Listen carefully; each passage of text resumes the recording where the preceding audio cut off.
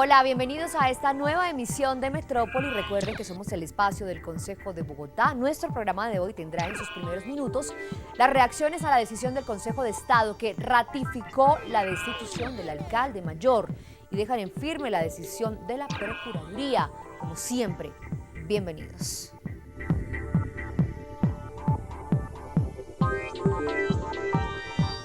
Los primeros en reaccionar a la decisión del Consejo de Estado fueron los integrantes de la mesa directiva del Consejo Capitalino. El presidente del Cabildo Capitalino, Miguel Uribe Turbay, se refirió a la decisión del Consejo de Estado en el caso del alcalde Gustavo Petro, quien fue destituido e inhabilitado por 15 años por el procurador Alejandro Ordóñez. Lo que queda claro es que tuvo otros mecanismos además para controvertir el fallo. Queda pendiente la acción de nulidad que el alcalde no ha querido interponer y queda la revisión de la Corte Constitucional de estas tutelas. En ese sentido, el ordenamiento jurídico colombiano le brindó todas las garantías al alcalde Gustavo Petro y le da todas las posibilidades para que controvertiera ese fallo. También analizó el pronunciamiento emitido por la Comisión Interamericana de Derechos Humanos que le otorga medidas cautelares al funcionario. Aquí queda la pregunta es si las recomendaciones de un organismo político son o no vinculantes para el Estado colombiano. Vale la pena recordar que son muchos los casos en los que no se han acatado en otros países, en otros casos, y aquí queda en manos del presidente pues darle cumplimiento al ordenamiento jurídico, pero lo más importante es acabar con la incertidumbre que hoy acecha en Bogotá. El segundo vicepresidente de la corporación, Roger Carrillo, hizo estas observaciones sobre la situación del mandatario capitalino. El Consejo de Estado se ha pronunciado negando los recursos de tutela y por otro lado la Comisión Interamericana de Derechos Humanos está estableciendo unas medidas cautelares que no son vinculantes en concepto de algunos juristas, pero que el Estado colombiano tiene la obligación de analizar y mirar si las acata o no. El presidente Juan Manuel Santos sería quien en un término de 10 días decida si acoge el fallo de la Procuraduría o la posición de la Comisión Interamericana de Derechos Humanos. También obtuvimos las reacciones de los partidos que no acompañaron al alcalde de Bogotá, Gustavo Petro. Esto nos dijeron. Tras el fallo del Consejo de Estado y las medidas cautelares que dicta la Corte Interamericana de Derechos Humanos, los concejales de los partidos opositores a la administración de la Bogotá Humana hablaron con Metrópoli acerca de la situación del alcalde Gustavo Petro, el cual ante sus ojos no se quiere ir, pero tampoco se puede quedar. Como se dice, el balón ya está en la cancha del presidente de la República, será él a quien le corresponde, de acuerdo a su competencia, entrar a decidir si acepta o no las medidas, la solicitud de medidas cautelares o entra a ejecutar el fallo del señor procurador en el sentido de que se destituya al alcalde Petro. El presidente fue elegido para defender la Constitución Nacional y el ordenamiento jurídico nacional, dentro de lo cual lo que hemos visto es que las altas cortes se han pronunciado y han dicho que el alcalde queda destituido. No veo por qué hacer un debate de unas decisiones ya tomadas por las altas cortes y en donde lo que vemos es que un lobby internacional está llevando a que se quiera modificar la Constitución y las leyes. Además de esto, es lamentable ver el estado institucional al que lo ha llevado el alcalde Petro. Lo que nosotros hemos evidenciado durante estos últimos años es que este alcalde no sabe gobernar, que lo único que sabe es tergiversar la ley y que además la gran mayoría de bogotanos y colombianos estamos, me disculparán la palabra, mamados. Estas medidas cautelares le dan tiempo al presidente Juan Manuel Santos para tomar una decisión o simplemente dejar que pasen los días hasta la fecha de la revocatoria. ¿Qué queda? ¿Qué viene ahora? Pues ahora viene que el 6 de abril se haría la revocatoria y si gana el alcalde la revocatoria, pues se queda. Si la pierde, pues entonces vendrá la desvinculación del cargo. Es lamentable ver cómo se gastarían más de 35.000 millones con los cuales se pudieran construir comedores comunitarios, mejorar los colegios, mejorar las vías de Bogotá, solo por un capricho de una persona que lo único que ha hecho es aferrarse o se quiere aferrar a un puesto, valiéndole 5 la ciudad de Bogotá, valiéndole 5 la institucionalidad y además de eso, ver cómo las instituciones han perdido su valor y su vigencia debido precisamente a la terquedad y a las ganas de quedarse un alcalde en un puesto que desafortunadamente no lo ha venido haciendo como un verdadero gobernante, sino como una persona que se aprovecha de los recursos de los bogotanos, de los recursos de una ciudad para buscar su beneficio propio. Del mismo modo, consultamos a los partidos que están con el alcalde de Bogotá, Gustavo Petro, y estas fueron sus apreciaciones. Los concejales de los partidos políticos Alianza Verde y Polo Democrático se mostraron conformes con la medida cautelar por parte de la Comisión Interamericana de Derechos Humanos y esperan un pronunciamiento definitivo por parte del presidente Juan Manuel Santos. Y el hecho de que haya un choque de trenes hoy de los poderes judiciales colombianos e internacionales, porque es cierto que la Corte Interamericana de Derechos Humanos, que tiene el poder de hacer lo que hizo, pero fue muy prematuro. Y sobre todo le faltó revisar otros aspectos de orden normativo colombiano que se dieron. El alcalde, el Consejo Superior de la Judicatura ya se pronunció, el Consejo de Estado también se pronunció, los jueces de la República y los tribunales colombianos se han pronunciado, pero aún falta la Corte Constitucional que revise las tutelas que el Consejo de Estado rechaza. Entonces aún el tema procedimental colombiano aún falta mucho por hacer. El presidente debe actuar como jefe de Estado y debe acatar la solicitud de la Comisión Interamericana de Derechos Humanos. Sería un presente funesto que cuando se trata de medidas cautelares sobre los derechos políticos, por primera vez el gobierno de Colombia no acate las recomendaciones internacionales que están sustentadas en tratados que ha firmado Colombia. Igual que el presidente acató la decisión de la Corte Internacional de La Haya sobre un tema bastante complejo como es el límite de las aguas marinas, donde estamos hablando de 70.000 kilómetros de aguas marinas. El presidente lo acató a pesar de los malos consejos que le dieron algunos, ¿no? Los tratados de justicia internacional que el país suscribe son para cumplirlos, ¿sí? Hacen parte de la Constitución colombiana, por eso yo no tengo ninguna duda que el señor presidente va a acatar la recomendación de las medidas cautelares que ha hecho la Comisión Interamericana de Derechos Humanos. El alcalde Gustavo Petro, sin lugar a dudas, a partir de las medidas cautelares de la Comisión Interamericana de Derechos Humanos, va a terminar su mandato. Al presidente no le queda otra alternativa que asumir estas medidas, toda vez que Colombia es un país signatario de estos tratados internacionales. Pero, ¿cuál es el procedimiento luego del fallo del Consejo de Estado? Consultamos a varios especialistas en derecho y esto nos dijeron. Sobre el debate jurídico de expertos constitucionalistas y la academia en torno a la situación del alcalde Petro, también expresaron sus posiciones los cabildantes que más conocen este caso. Aquí lo que está en juego es la soberanía del país. A eso hay que apostarle todos los colombianos. Acá ya no es Gustavo Petro, no es el procurador, es la soberanía y son 8 millones de bogotanos que no tenemos gobierno, que estamos al garete. El presidente tiene como función principal defender la soberanía de Colombia, defender los organismos de justicia del país y tiene, independientemente de la situación que viva, como la que le pasó cuando lideró el tema de San Andrés, es defender la soberanía colombiana. Esa es la principal función de un presidente de la República. Para la concejal Clara Lucía Sandoval, el sistema judicial colombiano ha actuado en derecho y respaldan el proceso disciplinario que en el Ministerio Público se le siguió al alcalde Gustavo Petro.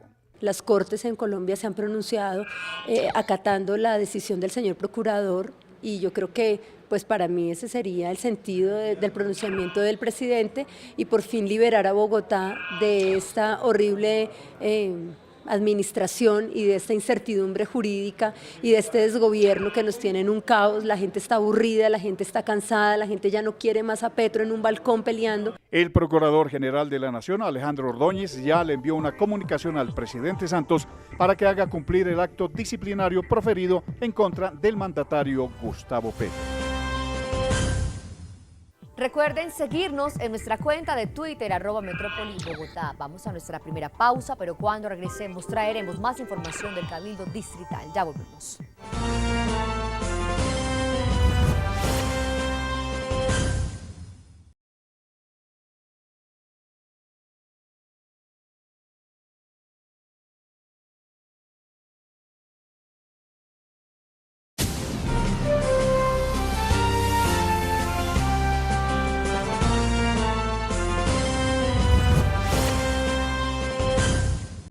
En otros temas de la ciudad les contamos que el cabildante Osman Martínez demanda la ampliación de cobertura en los jardines de integración social. Esto porque más de 1000 niños están esperando ser reubicados tras el cierre de 10 jardines infantiles en la localidad de Bosa. El cierre de 10 jardines infantiles cofinanciados de la Secretaría de Integración Social en la localidad de Bosa afecta a 1000 niños y niñas de escasos recursos. En Bogotá tenemos 10 jardines en la localidad de Bosa que están dejando a 1000 niños sin atención directa en edad preescolar. Integración Social sale a manifestar que están reubicando los niños. No los reubiquen, tenemos que ampliar la cobertura. Cerrar estos jardines es no permitirle a 1000 niños que están haciendo la fila de ingreso, ¿cierto?, que tengan una atención especial en su edad preescolar. La semana pasada, el cierre de un jardín sin previo aviso dejó a varias familias a la espera de un lugar donde dejar a sus hijos para poder ir al trabajo. Sin embargo, este no es un caso aislado. El concejal Osman Martínez anticipa la denuncia del cierre próximo de 11 jardines más.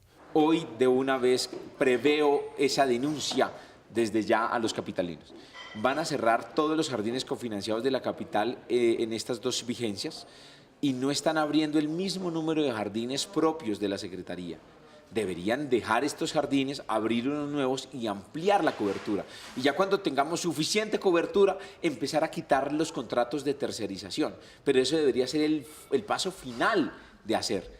Hoy están cerrando los jardines. Los papitos llegan a los jardines y ya encuentran un aviso de que ya no hay atención. Esta situación pone a los niños de la capital en inminente riesgo. Y se tienen que regresar a sus casas cuando la mamita tenía previsto irse a trabajar. Y son personas de estrato 1 y 2, personas que se dedican a la venta informal, que trabajan en plazas de mercado, que trabajan en corabastos, que venden flores, frutas en la calle. Y entonces tienen que salir con sus niños, montarlos en una carroza, en la misma carreta donde venden sus cosas informales, incentivando con esto el trabajo infantil, cosa que está prohibida en nuestro país. Entre tanto, el concejal Martínez reprocha que Integración Social celebre la apertura de jardines ACUNAR mientras cierra jardines confinanciados de manera progresiva en las localidades más necesitadas. Con bombos y platillos celebran la apertura de un jardín ACUNAR, pero se quedan absolutamente callados, solapados, cuando cierran 10 jardines en una localidad como Bosa, que es de las localidades con mayor déficit en atención preescolar de primera infancia. Según un análisis de la Dirección de Seguridad Ciudadana de la Policía, mostró que la localidad de Chapinero es una de las zonas más peligrosas de Bogotá en cuanto a hurtos con armas blancas, pues a las personas que transitan por esta localidad. Es por esto que la cabildante Liliana de Diago hace un llamado a la Policía Nacional para que incremente su pie de fuerza. Según las cifras del 2013 respecto a seguridad en las 20 localidades de Bogotá, la de Chapinero es una de las más inseguras en atracos con armas blancas por la presencia de indigencia y ausencia de la policía. Por ello, la cabildante Liliana de Diago hace un llamado a la Policía Nacional para que los cuadrantes de esta se hagan presentes en esta localidad, ya que por la avenida Caracas es donde ocurren la mayoría de estos robos. Que falta más atención de las autoridades, a pesar de que se ha aumentado el pie de fuerza en la ciudad, esto no da los resultados necesarios. Hay que buscar otras estrategias por parte del comandante de la Policía Metropolitana, hay que buscar los suficientes medios para poder garantizarle a todos los bogotanos la seguridad. La falta de cámaras y mantenimiento de gran parte de ellas son algunas de las razones por las cuales se han incrementado las cifras de estos atracos, homicidios, indigencia y expendios de drogas, enfatizó la concejal de Diago. Hay una zona en Chapinero que es la Caracas como con 57, 58, 59, estas días se la han tomado los habitantes de calle, donde están consumiendo droga, donde están atracando, entonces están poniendo en vilo y en mucho temor a la ciudadanía que transita por estos lugares, porque se están volviendo como pequeños cartuchos en la ciudad. Esa es la triste realidad. ¿Qué pasa? Se están viniendo a las localidades de la ciudad, a las diferentes localidades, y entonces ¿qué hacen? hacen incrementar la inseguridad, incrementar el consumo de droga, incrementar la peligrosidad en las localidades. Por esto, el llamado es para la administración distrital para que incremente el pie de fuerza en esta zona de la capital y poder brindarle a los bogotanos calles más seguras en la ciudad. La gente se siente insegura en la puerta de su casa, en su vehículo, en el Transmilenio, en la buseta, en el lugar que se encuentren, la gente se siente insegura, la gente tiene miedo porque desafortunadamente hoy en día ha avanzado en una forma alarmante el atraco callejero y pues definitivamente muy intranquila la ciudadanía y consideramos que de aquí desde el Consejo de la Ciudad tenemos también que apoyar a la Policía Metropolitana y buscar también, proponer estrategias también para mejorar la calidad de los bogotanos en este sentido de la seguridad. Es por esto que las cámaras de nuestro programa se dirigieron a esta localidad. Allí entrevistamos a los ciudadanos sobre la inseguridad que se vive en estas calles. Esto nos dijeron. Total Chapinero. Desde la 85 para acá hay mucho robo, mucho atraco. Pues yo considero que realmente siempre es inseguro. A mí no me gusta venir por acá porque realmente siempre veo que es inseguro a pesar de que hay presencia de la policía. La seguridad aquí en Chapinero ha sido un poquito complicado, aunque normalmente pues la policía se ha dejado ver con más de sus efectivos rondando por las calles. Así que la mayoría de los ciudadanos entrevistados en esta localidad de bastante comercio en Bogotá concluyeron que allí se ha incrementado notablemente la inseguridad. Yo veo que está muy buena porque hace tiempo no veía tanto policía por todo lado. Siempre ha visto uno inseguridad, no quiere decir que todos los años siempre han sido iguales, pero sí se ha visto inseguridad. Últimamente se han incrementado mucho los robos, los atracos a mano armada, en todas partes, en los buses, en el parque, en las calles, o sea, la seguridad, terrible. A esta hora les tengo una excelente recomendación y es que nos sigan a través de las redes sociales. En Twitter estamos como @metrópoli_bogotá. Momento de hacer nuestra segunda pausa. Para un breve regresamos con más noticias, por supuesto, de la capital de Colombia y de todo lo que ocurre con los 45 concejales del distrito. Ya volvemos.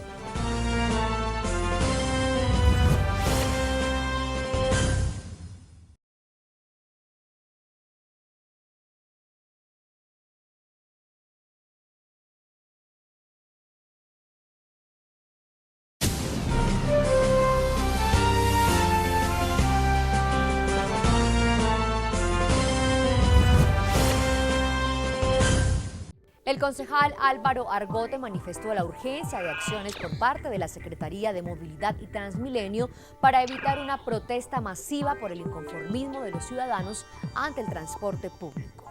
El concejal del Polo Democrático, Álvaro Argote, manifestó el temor general que surge alrededor de una posible manifestación ciudadana por el mal servicio en términos de transporte y movilidad.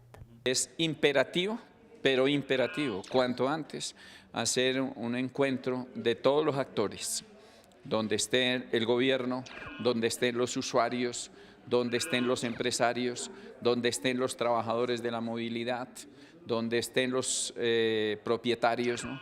Hagamos un encuentro de esos y de manera tranquila, legítima, en un par de días reflexionemos y busquemos unas medidas que nos anticipen a que esta coyuntura se generalice. Me da temor que se pueda estar gestando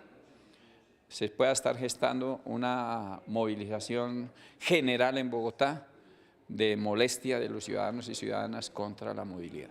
Y es que esta problemática es el diario vivir de los capitalinos, quienes en lugar de recibir soluciones se deben quedar con el problema. El cabildante pide que el secretario de Movilidad escuche a los ciudadanos y brinde soluciones con prontitud.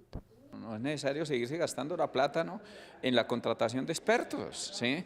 Él ya ha hecho varias contrataciones de supuestos expertos, que yo los respeto, entre comillas, pero eso le sigue valiendo plata al distrito y las soluciones son las que común y corriente la gente pide. La gente pide que en el Transmilenio, hasta donde sea posible, haya más frecuencia, porque eso disminuye el hacinamiento, ¿sí? Más vehículos, ¿sí?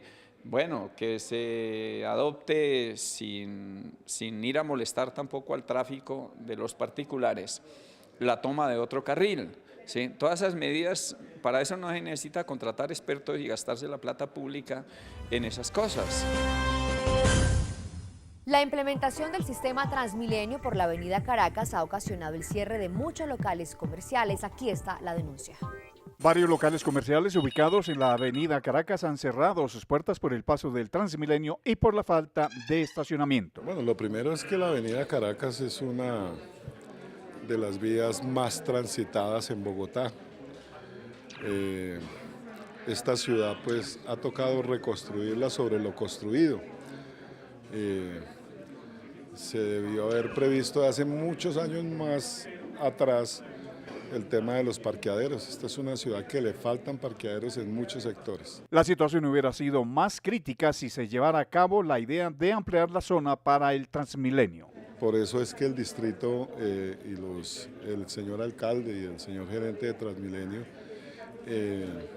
abortaron la posibilidad de tener un tercer carril para Transmilenio. Luego, el problema es que la ciudad tiene una dinámica y hay vías de la ciudad donde definitivamente no se puede parquear. En años anteriores se brindaron oportunidades para construir parqueaderos. Se dieron unas excepciones de impuestos muy ventajosas para el que quisiera colocar parqueaderos y de pronto nadie vio eso con una visión y ahora tenemos ese inconveniente.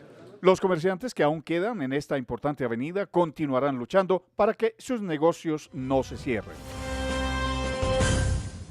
Las entidades públicas o privadas deben dar una atención decorosa y digna a los usuarios de cualquier clase de servicios y acabar así con las filas, como lo ordena un acuerdo aprobado por el Consejo de Bogotá.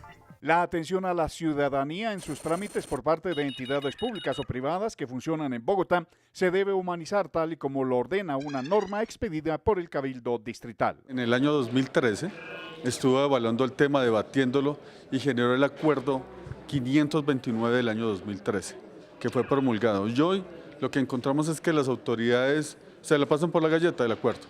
Y pues aquí estamos dando la pelea para que efectivamente se cumpla el acuerdo que estableció que debe haber una atención digna, cálida y decorosa para el ciudadano, que no se le puede atropellar de esa manera. El acuerdo además establece mecanismos e instrumentos adicionales para que se acaben las filas. Como el gobierno en línea, como la atención por internet, como la atención telefónica, como la atención a través de citas. O sea que de manera que el Consejo de la Ciudad sí se ha pronunciado al respecto, pero la autoridad, y en este caso la Secretaria General de la Alcaldía Mayor, la doctora Susana Mohamed, entendemos que no ha hecho nada para implementar el acuerdo.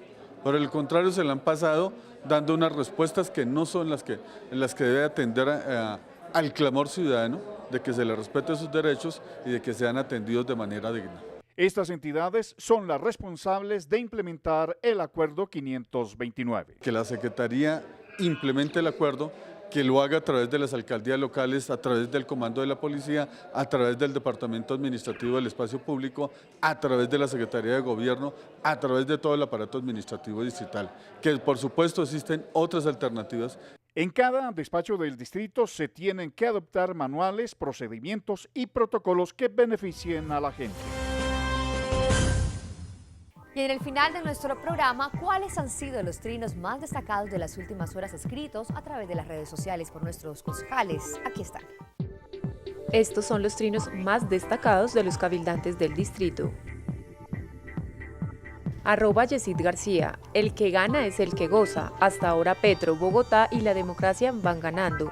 ¿De qué se ríen las hienas?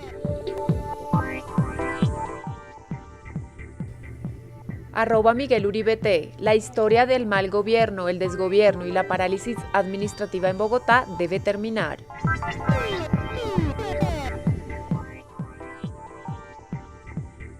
@Roberto Sáenz, la justicia tarda pero llega, ahora a las urnas para ratificar el mandato.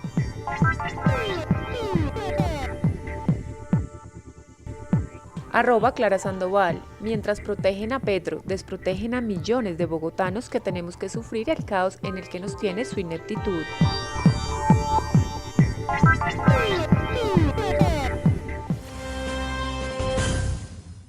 Nos vamos, así terminamos esta emisión de Metrópoli, el espacio institucional del Consejo de Bogotá.